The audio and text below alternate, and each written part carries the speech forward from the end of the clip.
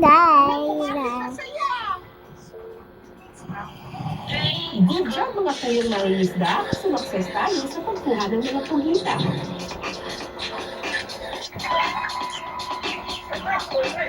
Medyo maselan magluto ng pugita kasi madaling tumigas, diba? So ano yung sikreto para hindi tumigas? Nalala lang po siya sa atas na lang po nilalagay na walang tubig.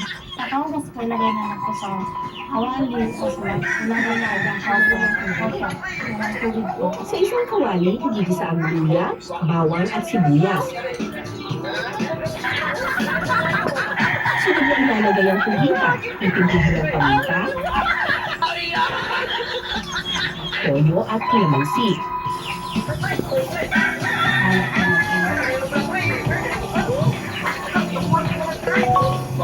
Ito ngayon ang unang tiga o pangalawa. Parang iba po rin yung pangalawa. Pero yung pugita, maselan siyang iluso. So, either mabilis mo lang siyang lulutuin para malambot pa rin siya. Or, kung tatagalan mo siya, itagalan mo na talaga hanggang sa lumambot. Oo. Titimplahan ito ng kaunting asukal. But this is not where the Ilalagay ang cancer unang tiga actually ng originated gata, in this body.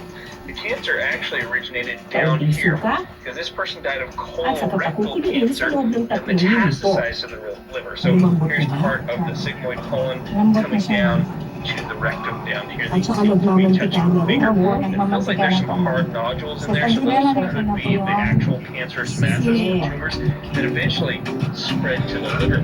Now, it's not too shocking that these cancerous cells that originated in the colon spread to the liver.